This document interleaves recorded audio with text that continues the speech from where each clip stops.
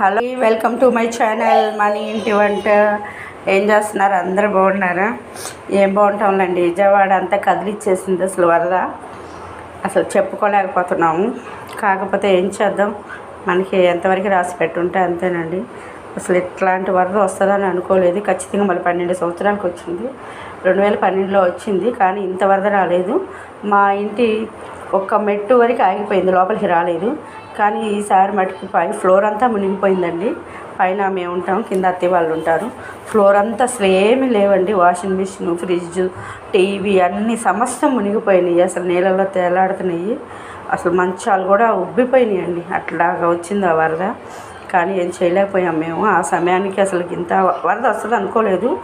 అసలు ఊహించకుండా సామాను కూడా జారవేసే టైం కూడా ఇవ్వలేదు. అంత ఫాస్ట్గా వచ్చినాయి నీళ్ళు. నిజంగా చెప్పాలంటే అక్కడి నుంచి కొంచెం ఫ్లోటింగ్ తగ్గాక నేను మా అమ్మాయి దగ్గరికి వచ్చాను. అలాగే